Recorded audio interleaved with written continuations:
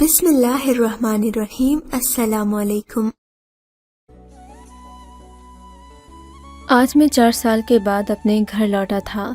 جیسے ہی گھر میں داخل ہوا، نہ سلام نہ دعا، ابا نے آگے بڑھ کر مجھے گلے لگا لیا، گلے میں ہاتھ ڈال کر بولے، پتر شادی مبارک ہو۔ جب سے تیرے آنے کی تاریخ پتہ چلی تھی نا، میں اور تیری ماں تیری دلہن ڈھونڈ رہے تھے، اور ہم نے سوچا تھا کہ جیسے ہی تو حویلی میں قدم رکھے گا تیری شادی شازیہ بیٹی کے ساتھ کر دیں گے۔ ابا تو خوشی سے بتا رہے تھے، مگر میرا تو دل جیسے دھڑکنا بند ہو چکا تھا۔ سوچ بھی نہیں سکتا تھا کہ ابا اتنا بڑا فیصلہ مجھ سے پوچھے بغیر لے لیں گے، اور وہ بھی بنا کسی پیشگی اطلاع کے۔ ابا اپنی خوشی میں بھول گئے تھے کہ میں 21ویں صدی کا پڑھا لکھا نوجوان ہوں۔ میں نے وہ ہار گلے سے اتار پھینکا اور غصے سے پیر پٹکتا ہوا اندر آ گیا۔ حویلی میں بجنے والے ڈھول بند ہو گئے، اور ابا کی خاموشی بھی اس بات کا پتہ دے رہی تھی کہ انہیں میری ناگواری کا پتہ چل چکا ہے۔ تھوڑی دیر گزری تھی کہ میرے کمرے میں رفتہ رفتہ میرے خاندان کے بزرگ جمع ہونے لگے۔ سب سے آگے میری ماں تھیں۔ بیٹے، یہ تو نے کیا کیا ہے؟ تو جانتا ہے میری اس گھر میں عزت تیرے رویے سے مشروط ہے۔ تو اگر ایسا کرے گا تو لوگ کیا کہیں گے کہ میں نے تیری یہ تربیت کی ہے؟ اماں نے اپنی بلیک میلنگ شروع کر دی۔ اماں، یہ کوئی طریقہ ہے؟ میں پڑھا لکھا بالغ عاقل نوجوان ہوں، آپ نے مجھ سے پوچھے بنا میری شادی طے کر دی، مجھے بتایا تک نہیں؟ یہ کہاں کا انصاف ہے؟ میں تقریباً چلا رہا تھا۔ بیٹے، میں کچھ نہیں جانتی، لیکن اگر تو اپنے باپ کی بات نہیں مانے گا تو وہ مجھے یہاں ایک پل نہیں رکنے دے گا۔ اس عمر میں طلاق لے کر میں کہاں جاؤں گی بیٹا؟ میرا کچھ تو خیال کر، اور اگر آج تو نے میری بات نہیں مانی تو میں تجھے کبھی نہیں معاف کروں گی، اپنا دودھ نہیں بخشوں گی تجھے۔ اماں نے یہ کہتے ہوئے چادر میرے پاؤں میں رکھ دی، اور ان کے آنسو میرے جوتوں پر گرنے لگے۔ مجھے شرم آنے لگی کہ میں کیسا بیٹا ہوں، ساری دنیا کو اپنے پاؤں میں ذلیل کر رہا ہوں۔ اماں، ایسا مت کہو، مان لوں گا تمہاری بات، لیکن ایک شرط پر، کہ میں اس حویلی میں ایک دن نہیں رکوں گا۔ اس شادی کے بعد میں یہاں سے چلا جاؤں گا۔ بیٹے، تو نے جو سوچا ہے ویسا ہی ہوگا، ابھی انکار مت کر۔ نکاح کے لیے مولوی آ گیا ہے، مہمان باہر بیٹھے ہیں، تو نے انکار کر دیا تو ہماری ناک کٹ جائے گی بیٹے، پھر میں کہاں جاؤں گی؟ تیرا باپ تو پریشانی سے مر جائے گا مگر منہ سے کچھ نہیں بولے گا، مان جا بیٹے۔ ماں میرے ماتھے کو چوم رہی تھی۔ میں نے خاموشی سے نکاح کے لیے رضامندی کا اظہار کر دیا۔ ابا تو اب بھی خوش ہو رہے تھے کہ چلو جیسے بھی صحیح، میں نے نکاح کے لیے ہاں تو کر دی۔ تھوڑی دیر کے بعد مولوی صاحب آئے، میرے سائن لے کر چلے گئے۔ میں نکاح کے بندھن میں بندھ چکا تھا، اور اب رسم دنیا نبھانے کو مجھے دلہن کے کمرے میں بھیج دیا گیا۔ رات کے 10 بجے ہوں گے۔ مجھے نہ جلدی سونے کی عادت تھی، نہ ہی مجھے گاؤں کے رسم و رواج کی سمجھ آتی تھی۔ میں نے دیکھا وہ لڑکی سر جھکائے میرے بستر پر بیٹھی میرا انتظار کر رہی تھی۔ اس کی یہ ادائیں دیکھ کر مجھے سخت غصہ آ رہا تھا۔ میرے خیالوں میں نائلہ کا چہرہ اور میری روح میں نائلہ کی آواز بسی ہوئی تھی۔ میں اسے کسی پل بھول بھی نہیں سکتا تھا۔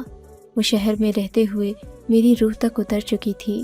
میں اور نائلہ ساتھ پڑھتے تھے اور شادی کرنے کا ارادہ رکھتے تھے، مگر میں کیا جانتا تھا کہ گاؤں کی حویلی میں قدم رکھتے ہی میں ایک رشتے میں بندھ جاؤں گا۔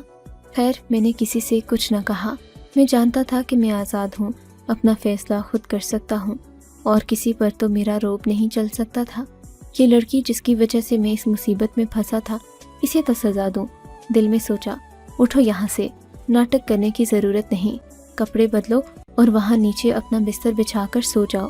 خبردار، جو تم نے کبھی میرے پاس بھٹکنے کی کوشش کی، میں تمہیں اپنی بیوی تسلیم کیا ہے، اور نہ مجھ سے ایسی کوئی امید قائم رکھنا۔ میں کسی اور سے محبت کرتا ہوں اور اسی سے شادی کر کے رہوں گا۔ میری زندگی میں تمہاری کوئی حیثیت نہیں، میں نے سختی سے کہا۔ وہ میری بات پر کسی قسم کے رد عمل کا اظہار کیے بنا اٹھ کر خاموشی سے صوفے پر بیٹھ گئی۔ اس نے اپنا بستر بنایا اور اطمینان سے سو گئی۔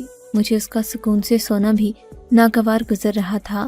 میں چاہتا تھا کہ میں اسے زیادہ سے زیادہ اذیت دوں تاکہ اسے سمجھ آئے کہ میر شاہ زیب سے شادی کرنے کی سزا کیا ہے۔ مگر جب صبح میری آنکھ کھلی تو سارا کمرہ صاف تھا۔ اس کی چوڑیاں، کنگن وغیرہ اس نے سلیقے سے رکھ دیے تھے۔ اپنے کپڑے تبدیل کر کے ایک کالی سی چادر اوڑھے وہ میرے پاس ہی بیٹھی تھی، جبکہ اس نے اپنا بستر بھی سمیٹ کر رکھ دیا تھا۔ کہ کسی آنے والے شخص کو اندازہ نہ ہو جائے کہ ہمارے بیچ کیا چل رہا ہے۔ میں نے اس کی صورت دیکھی تو کافی خوبصورت تھی، مگر ایک لمحے کے لیے اس کے حسن میں کھو کر میں دوبارہ اپنے حواسوں میں لوٹ آیا۔ تم کیا سمجھتی ہو؟ تم اپنی ان اداؤں سے مجھے اپنا بنا لو گی؟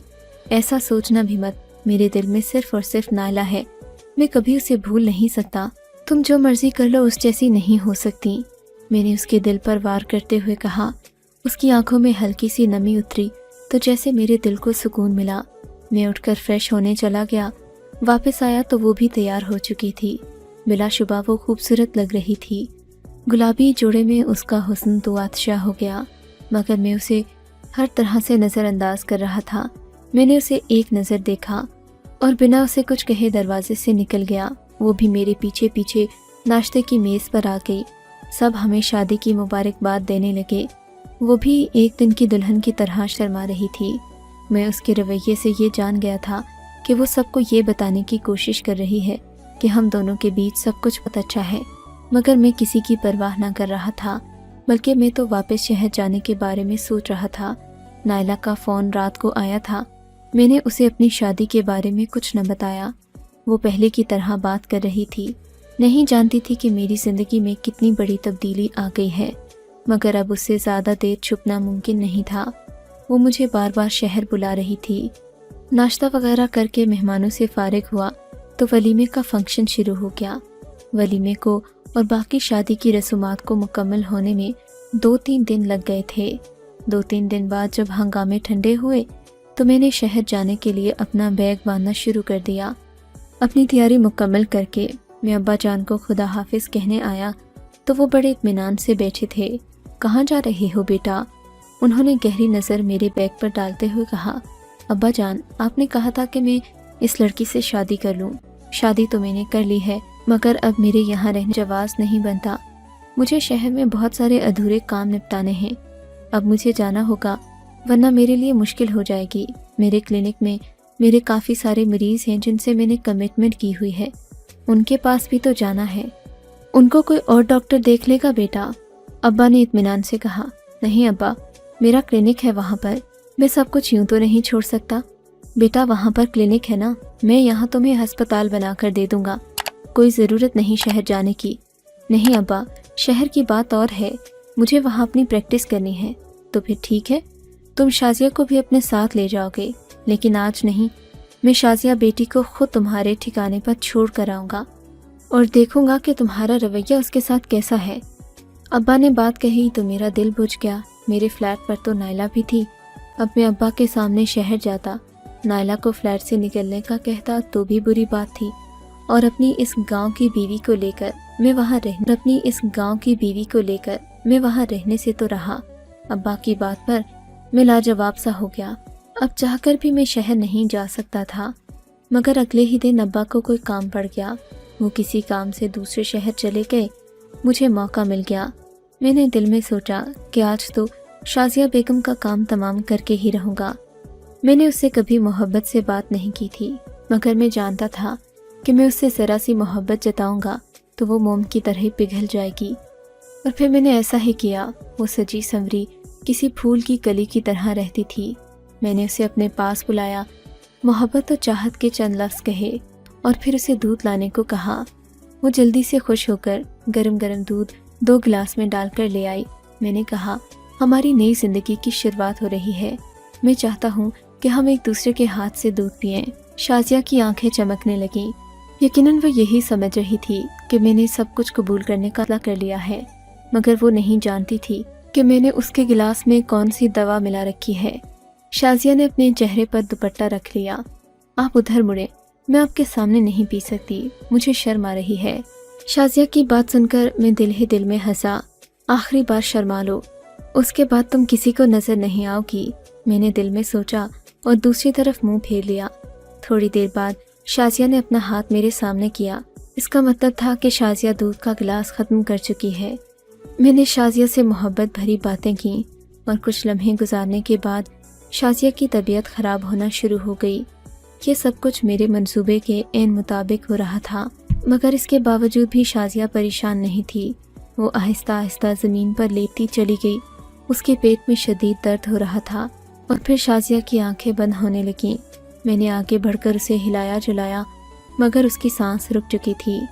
جب میں نے دیکھا کہ میری دوا کام کر گئی ہے تو دروازہ کھولا اور سب کو چیخ چیخ کر اکٹھا کر دیا۔ سب لوگ میرے کمرے میں جمع ہو گئے، کوئی شازیہ کو ہلا رہا تھا تو کوئی تھپک رہا تھا۔ میں نے سب کو پیچھے کر دیا، دور ہٹو اس سے، اسے ہاتھ لگانے کی کوئی ضرورت نہیں، اسے بہت خطرناک بیماری لاحق تھی جس کی وجہ سے اس کی جان چلی گئی۔ تم لوگوں میں سے جو بھی اسے ہاتھ لگائے گا اپنی موت کو دعوت دے گا۔ میں نے سب کو ڈرا دیا۔ سب لوگ میری بات پر یقین کرتے تھے کیونکہ میں خود ایک ڈاکٹر تھا۔ ظاہر ہے میں جو بھی بات کہتا ان لوگوں کو یقین آ جاتا۔ ابا جان تو ابھی تک دوسرے شہر سے نہیں آئے تھے، وہاں سے آتے سمے انہیں تقریباً 8-10 گھنٹے لگ جاتے۔ تب تک میں نے ان لوگوں سے کہہ دیا کہ اگر شازیہ کی لاش کو مزید یہاں رکھا گیا تو ہو سکتا ہے کہ اس پوری حویلی میں وبا پھیل جائے، اس لیے بہتر ہے کہ ہم اسے جلد از جلد دفنا دیں تاکہ بعد میں کوئی بدمزگی نہ ہو۔ میری بات پر سب نے اتفاق کیا اور شازیہ کو دفنانے کی۔ میرے دل میں کوئی ملال نہیں تھا، میں بس نائلہ کے سپنے دیکھ رہا تھا۔ جانتا تھا کہ شہر میں جاؤں گا تو وہ میرا انتظار کر رہی ہوگی۔ لوگوں کے سامنے میں مظلوم بنا رونے کا ناٹک کر رہا تھا، کبھی اداس ہوتا تو کبھی شازیہ کی چارپائی کے پاس بے بسی سے بیٹھ جاتا۔ عورتیں مجھے دیکھ کر ہمدردی کر رہی تھیں کہ 2 دن کی دلہن اس کے ساتھ نہ رہی اور اس کی زندگی نے وفا نہ کی، مگر میں دل ہی دل میں مطمئن تھا۔ جانتا تھا کہ شازیہ کی موت کے بعد میری زندگی قدرے آسان ہو جائے گی۔ ابا نے اسے تو میرے سر پر مسلط کر دیا تھا، مگر میں نے اپنی چالاکی سے اس سے جان چھڑا ہی لی، اس سے جان چھڑانے میں کامیاب ہو گیا تھا۔ تھوڑی دیر کے بعد شازیہ کا جنازہ اٹھنے کا وقت آ گیا۔ حویلی میں گویا کوہرام مچ گیا۔ ابا کے آنے سے پہلے ہی میرے کہنے کے مطابق شازیہ کو دفنایا جا رہا تھا۔ میں دل ہی دل میں خوش ہو رہا تھا۔ خیر باقی سب مہمانوں سے فارغ ہونے کے بعد میں اپنی اماں کے پاس آ بیٹھا۔ اماں کے رو رو کر آنسو خشک ہو چکے تھے، جبکہ میری بہن تو شازیہ کی پکی سہیلی تھی، وہ اسے یاد کر کر کے رو رہی تھی۔ ان سب میں اگر کوئی خوش تھا تو میں تھا۔ سب مہمانوں سے فارغ ہونے کے بعد میں اپنے کمرے میں آ گیا۔ میں نے اپنے کمرے کو کنڈی لگائی اور سکون کی سانس لی۔ خدایا تیرا شکر، میری اس چڑیل سے جان تو چھوٹی۔ اب میں جا کر نائلہ سے شادی کروں گا، اسے بتاؤں گا کہ میں نے اس کے لیے کتنی بڑی قربانی دی ہے۔ اپنے ہاتھوں سے اپنی بیوی کو دوا دی، اپنے ہاتھوں سے اسے دفن کیا۔ میں شیطانی ہنسی ہنسنے لگا۔ ہنستے ہنستے میری نظر اپنے بیڈ پر گئی تو یہ دیکھ کر میرے پاؤں تلے سے زمین کھسک گئی کہ وہاں کوئی اور نہیں، سفید کپڑوں میں ملبوس شازیہ بیٹھی تھی۔ دل سوچنے لگا کہ کہیں شازیہ کی روح مجھ سے بدلہ لینے تو نہیں آ گئی۔ میں دروازہ کھول کر بھاگنے ہی والا تھا کہ شازیہ نے مجھے آواز دی، بہت خوش ہونا تم۔ بھاگنے ہی والا تھا کہ شازیہ نے مجھے آواز دی، بہت خوش ہونا تم مجھے مار کر۔ فکر نہیں کرو، میں شازیہ ہی ہوں، اس کی روح نہیں۔ شازیہ نے یہ کہہ کر میرے سر پر بم پھوڑ دیا۔ شازیہ تم یہاں، تم زندہ ہو؟ میں نے حیرت سے پوچھا۔ کیوں افسوس ہو رہا ہے تمہیں کہ میں زندہ ہوں؟ شازیہ نے بے نیازی سے پوچھا۔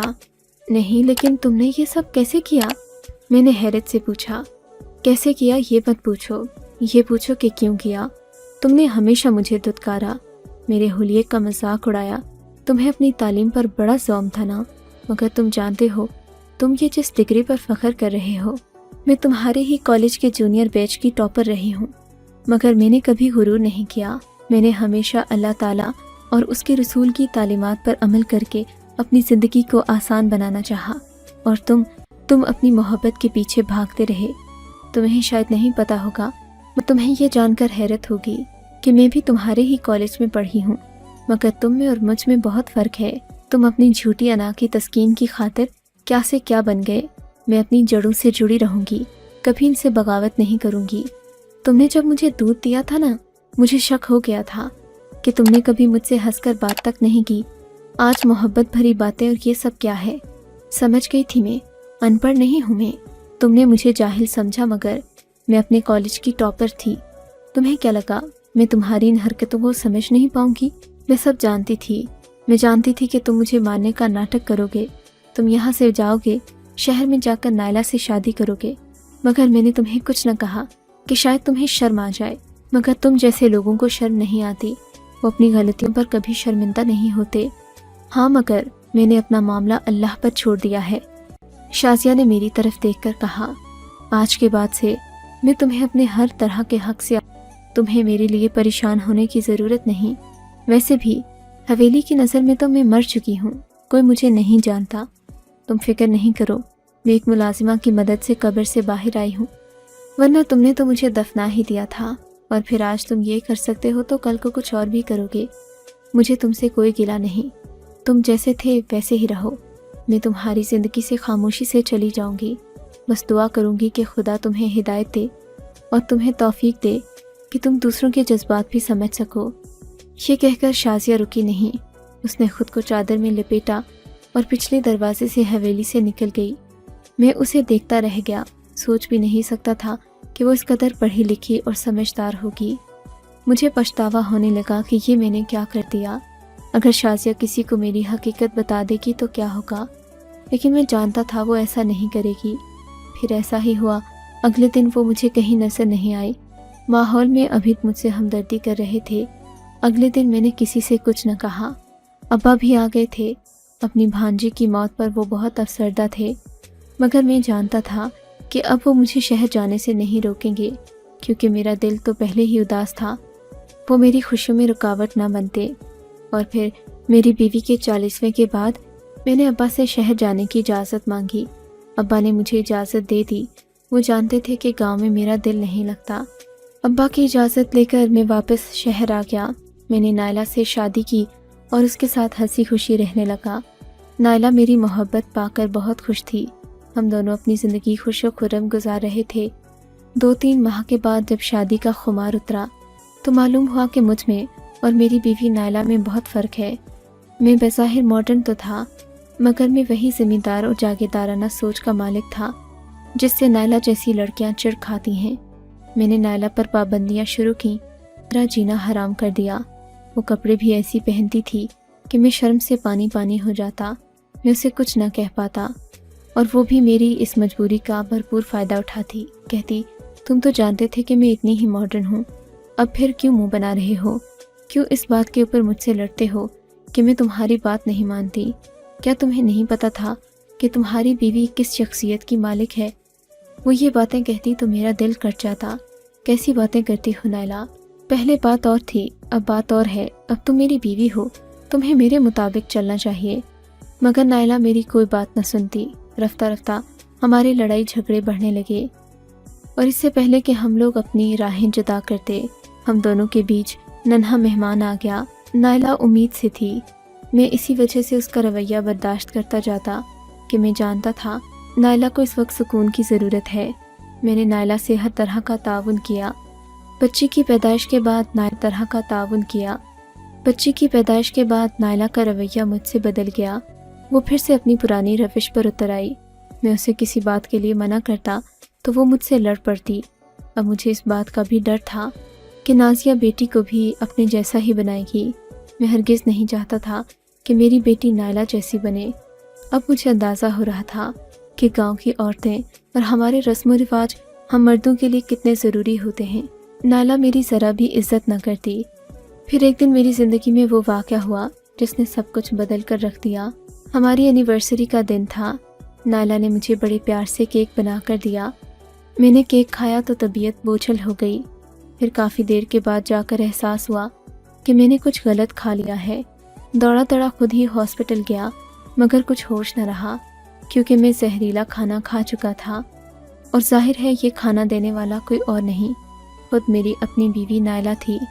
سوچ بھی نہیں سکتا تھا کہ نائلہ اس قدر بے رحم اور شفاق نکلے گی۔ میں بچ تو گیا تھا، مگر اس کے بعد ہمارا رشتہ نہ بچ سکا۔